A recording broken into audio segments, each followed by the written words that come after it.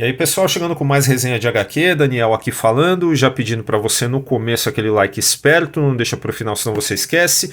Também vou pedir que caso não seja inscrito ou inscrita no canal, por favor, faça isso agora. E não esqueça de ativar o sininho para notificação a cada novo vídeo.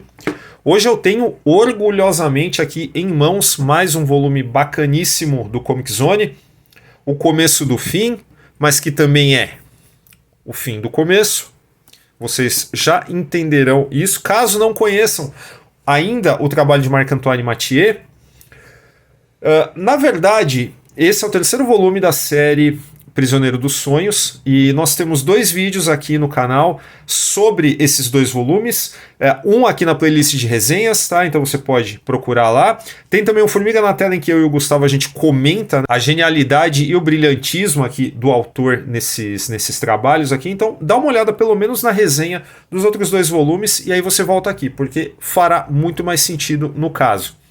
E se você já conhece o Marc-Antoine Mathieu e o personagem Julius Corentin Akefak, você sabe que tudo aqui se trata de roteiros que não se preocupam com grandes picos dramáticos, reviravoltas, desenvolvimentos de personagem, nem nada. Tudo, conforme o próprio título, né, Prisioneiro dos Sonhos, já deixa claro, são aventuras oníricas, mas que se propõem a investigar as potencialidades da arte dos quadrinhos, né, como você pode pegar determinadas características próprias dessa arte aqui e expandi-las até um nível que estoura a cabeça dos leitores. E isso é muito bacana. Mas, caso você nunca tenha lido nada do Mathieu também, esse aqui pode ser o seu primeiro volume, porque as histórias elas não têm ligações cronológicas, né? Não tem uma ordem cronológica nem nada. E nesse caso aqui, eu também tenho que adiantar o seguinte, pensando que você pode não ter lido os outros dois. Dizendo que se trata de uma investigação do potencial da linguagem, de quadrinhos no caso, pode parecer que é algo assim extremamente hermético, chato, que interessa somente a uma pequenina parcela aí de consumidores. Não é o caso, tá? Essas histórias, apesar de não terem o que eu falei de desenvolvimento, pico dramático, reviravolta, nem nada, elas têm o seu caráter de atração de uma forma que é única, na minha humilde opinião, né? São poucas as obras que conseguem sintetizar esse tipo de ideia e se manterem dentro de uma área de interesse, assim, eu diria para grande parte de admiradores de quadrinhos, tá? Então, o que nós temos aqui em o começo do fim, o fim do começo, tal, não dá para dizer aonde ela começa e onde ela termina, porque tá? O que sintetiza bastante a ideia de todo esse álbum, no caso, é o conceito da fita de Mobius, tá? Passando uma imagem aí para mostrar, caso você não saiba o que é uma fita de Mobius, tá? Essa é uma ideia que subverte noções de lado de dentro e lado de fora, em cima, embaixo, noções que são concretas, tá?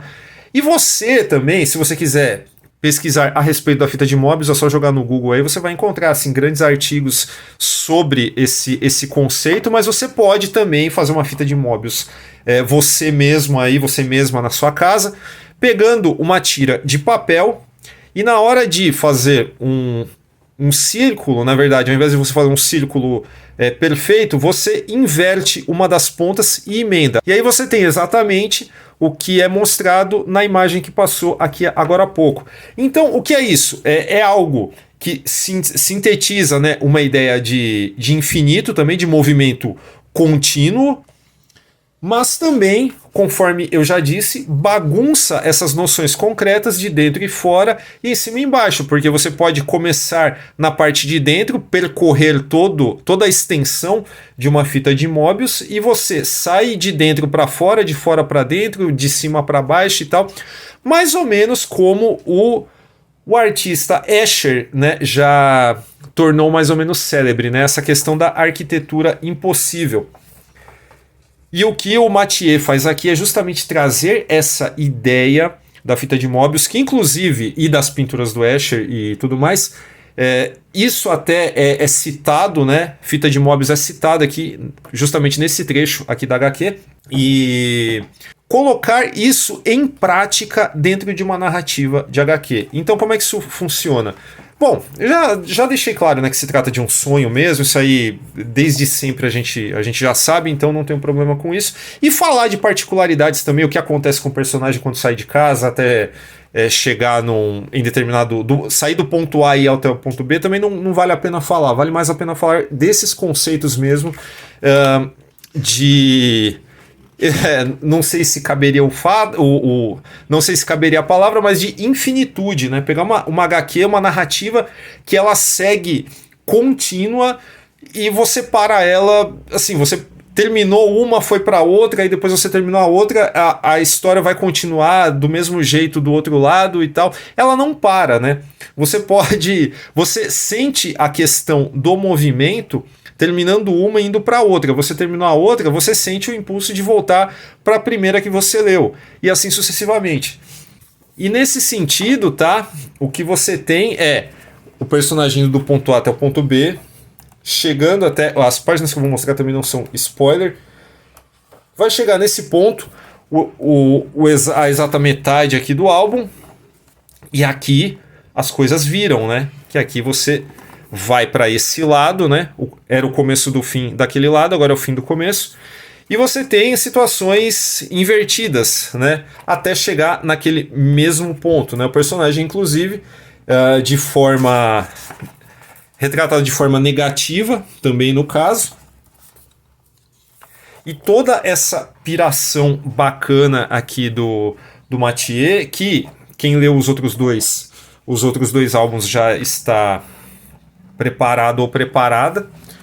Realmente algo que não dá para falar dos elementos mesmo dos acontecimentos da história, porque isso seria absolutamente redundante e inútil, mas cabe lembrar também que essa ideia da narrativa contínua, sem essa obrigação, né, de você começar de um lado ou começar do outro, né, ela faz parte, assim, se integra muito bem com as ideias que já foram mostradas nos outros livros, tá? Se você...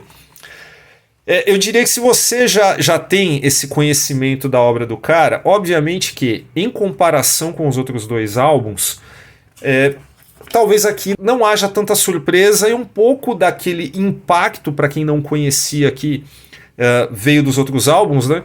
Está diluído, tá? Vamos supor que alguém comece por esse álbum, vai ter uma surpresa e um impacto, eu diria que muito maior, obviamente, mas isso é uma questão, sabe, inevitável no caso, né? Se você já conhece o estilo do cara, já sabe como ele trabalha, já sabe mais ou menos o que você vai esperar de uma história como essa, né? Com todos esses elementos de surrealismo, kafkianos e tudo mais, que é uma característica abertamente assumida já até pelo título do volume 2, no caso. Só que isso não diminui o brilhantismo, primeiro da premissa, né? Porque só essa premissa já parece genial, e a execução não fica atrás também, né? A gente tem aí um grande pensador da arte dos quadrinhos mesmo na figura do Mathieu, isso não tem a menor dúvida. E isso torna aqui Prisioneiro dos Sonhos volume 3, Começo do Fim, ou O Fim do Começo, tão obrigatório quanto os outros dois, tá? Então eu espero que, bom, se você já tinha os outros dois, talvez já tenha até adquirido esse, então eu tô pregando para convertido e tal, mas se você não conhecia esse artista, corre atrás, porque realmente você não vai se arrepender. Vai ter uma leitura que é realmente acachapante do ponto de vista artístico, né? Conforme vocês veem que um chiaro escuro que é muito bacana nas composições aqui, na inventividade com que ele diagrama essas páginas também, mas vai explodir a cabeça também com a ideia, né? Pensar em como a criatividade desse cara funciona para investigar as potencialidades dos quadrinhos como arte, né? Porque são realmente inúmeras, né? Imensuráveis, eu diria.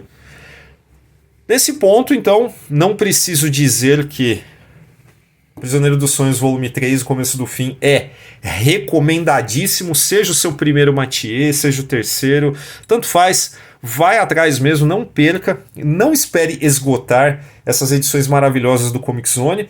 E o link para compra tá aí na descrição do vídeo, se você curtiu o que eu falei, compra aí para ajudar o canal, por gentileza. Fora esses mesmos recadinhos do começo, se você não deu like, por favor, faz isso agora. Também não esqueça de se inscrever, ativar o sininho também para não perder nenhum vídeo. Formiga Elétrica também tem uma campanha de financiamento coletivo e recorrente no Apoia-se, está aparecendo aí na tela. Dá uma olhada lá no nosso programa de recompensas para apoiadores, que é muito legal. Tem grupo exclusivo de WhatsApp, tem sorteio, tem um monte de coisa bacana e é isso.